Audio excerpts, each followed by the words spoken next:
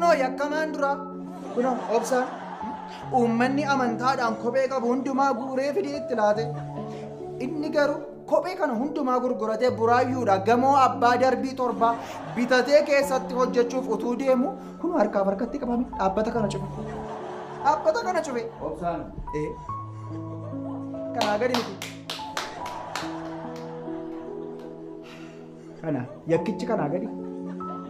Kunoo kabbeeno nama gorsi muuxannoo qabduun uummata kanaa gorsi jajjabeessi jedhamee itti dhufnaan carraan kun kennameefi abbaa manaa fi haadha warraa rakkina qaban kudhanii ol gorsaaf bira dhufanii nama 15 gargar baase. Nama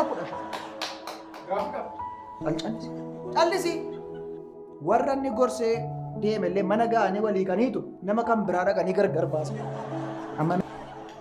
Kunoo sooreen mucaa wallaalaadha. Mucaa garaa qulqulluu tattanii yaaddu miti. Mana kana keessatti yeroo akkasitti hojjeta. Nama as jiru kana hundumaa araada kan qabsiise. Guyyaa tokko isinitti illee dubbadhu. Mana kana guutuu mana kanaatti akka kanatti aarri gara samiitti ol bubbisaa argeeta. Warra bidda dhaamsa sana beektu miti. Warra balaata isaanii akka kanatti guure konkolaataa isaanii wajjin fidee gaafa dhufu. Isatu ijoollee kanaa wajjin as keessaatii sigaaraa tuuta. Mana kana keessa isayyuu maamila ari'anii ani maal dhiisaasi ani maal guyyaa harkaa fuudheen al tokko harkaa fuudhee ji'a 3 guutuu aarri karaa gurraan ilaalaa gurra koo keessa kan biraan adda warqituu kan isaanii dubbachuun baay'ee natti ulfaata garuu yakka baay'ee ulfaata. Amma yeroo darbe argitaniitu yoo ta'e ala kana baajaajiitu hiriiri amma godaatti hiriiree dhaabata. Maaltu jira adda nammoo jennaan adda warqituutu jabanaadhaan dhoksee boba'aa nuu fidaa. Boba'aan? Cal jedha amma carraa siin laata. Cal jedha. Nun addana ta'anii buna gurguru tajaajila uummataatiif maamilaaf buna danfisu seenaa jabanaadhaaniti boba'aa cifchee baajaajii. Warri baajaajii maa jedhanii waamu beektu ana daadaan jira mitiire tootaali nookii jedhanii waamu nook. Nookii moo maa ittiin mati? Nookii kee. Yakka mana kana keessatti ta'u ani iddoo keessaniin gadda. Egaa isaan waan jedhan yoo qabaatan yaada fudhannee.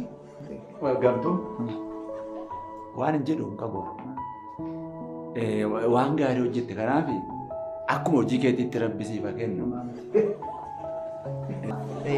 Waraqaa gaggeessituu keessanii fudhattee dhuftanii tokko. Tole maqaa keessan sirriitti dhaggeeffadhaa. Fandalalaa kabbadaa tufa.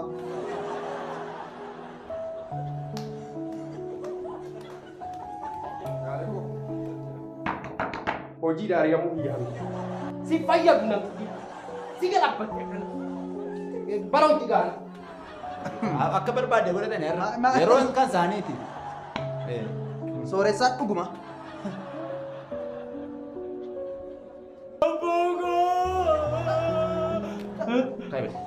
Kevin.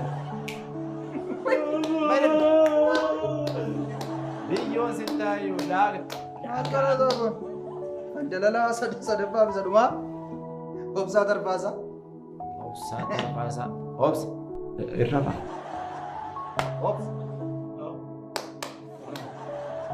Bara hojii gaarii siifatu. Bara fandalala gaarii. Dhaqe fandalali. Ribatu garmalee dhaqqabee jira. Galirra fa'a. Ulfaadha. Egaa isaaniin isa akeekkachiisaan bira darbinee irraa deemani kaasaanis. Warqitu. Egaa hojii keetti jabaadhu. Kanaan booddee balaa biraa hin uumin balaatu sirra bu'a. Hojiin kee irraa baay'ee mana gammachiiseera. Maal masii godhu? Waa barbaadee miti beektu. Dhaabbatuma kanatu isinis garaana nyaattanii waa gaarii hojjetuu dheedhi malee an garuu akka yaada kootti dhaabbata kana gurgurreema isinis anis waamate.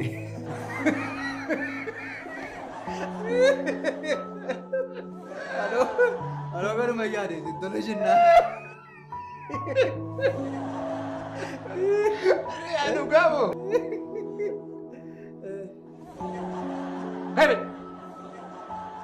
Kevin orang. What? jenerate.